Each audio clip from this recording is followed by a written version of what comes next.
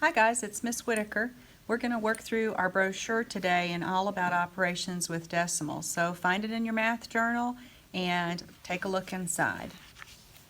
Just as a quick review, when we talked about addition and subtraction with decimals, it was really important for us to line up the decimals so that the place values were lined up.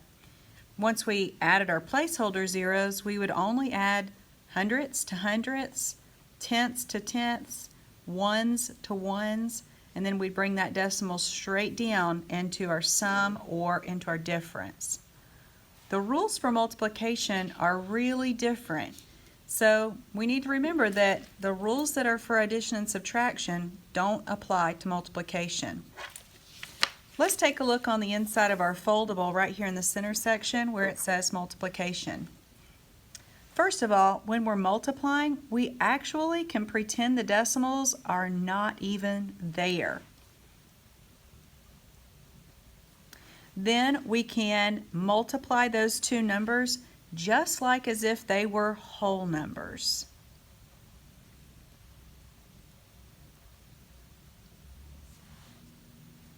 Next, we'll count the decimal places from right to left and each number. Let's put a note there that they're talking about the two factors here. Then we're going to move the decimal back into your answer from right to left again. Remember, this is when we're looking at the product. That's the answer to the multiplication problem. Let's take a look at how that works. So remember, the first thing that we're going to do is pretend like the decimals aren't in these numbers and multiply the two numbers just like they were whole numbers. So instead of 4 5/10, I'm going to write this as 45. And instead of 34 hundredths, I'm just going to write this like 34. Then I'm going to multiply these two numbers just like they were whole numbers. So we'll begin with the 4 that's in the 34, and we're going to multiply the 4 by each of the numbers in the first factor. So 4 times 5 is 20, so we're going to record the 0, carry the 2. 4 times 4 is 16, and we'll add that carried 2, making it 18. Let's go ahead and mark out those numbers that we're finished with. Now we're moving over a place value that's 10 times greater than the one we just multiplied. We're going to record this 0 to remind us that the number we're getting, the product we're getting when we multiply that 3, is really the product of 30 times each of these values. So let's begin here. 3 times 5 is 15. So we record the 5, carry the 1. 3 times 4 is 12, and 12 plus 1 is 13. So we'll record the 13. Now we're going to add those two partial products. So 0 and 0 is 0.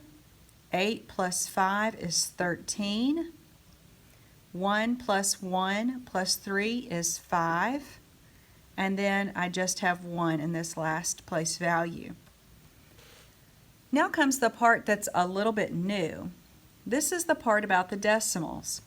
So I'm going to go back and add those decimals back in that we took out. So in 4 5/10, the decimal was between the 4 and the 5, so I'm going to replace that.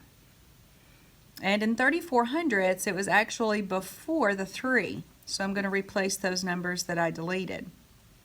Now remember, we're going to count the decimal places. So right here in step 2, we're looking at the factors. So to begin with, we're looking at 4.5.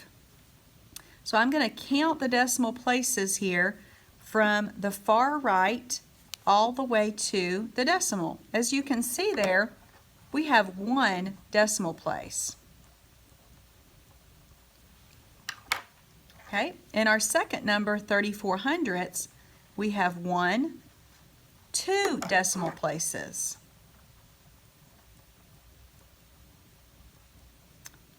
That means in our product, we need to have all 3 of those decimal places represented. So we had 1 in the first factor and 2 in the second factor.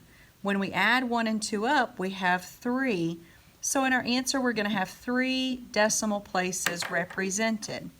So we're going to start again. Remember, we're moving the decimal back into our answer from right to left. So starting at the right, we're going to go 1, 2, 3 places in. That means we're going to put our decimal between the 1 and the 5. And our product is 1 and 530 thousandths. Obviously, we can drop that last 0 because it doesn't have any value. And we can also write this as 1 and 53 hundredths. That's an equivalent answer. So remember, the rules for multiplication are really different than the rules for addition and subtraction. In fact, if you take a look at our highlighted lines, you'll see that in addition and subtraction, our decimal moves straight down in our answer. But in multiplication and division, our decimals have to move from left to right. Also, in our multiplication problems, we can remember that all we have to really do is multiply our factors just like they're whole numbers. And after we've multiplied, we can place the decimal correctly. After this, your teacher has some practice problems for you. So, finish up your math journal and head that way.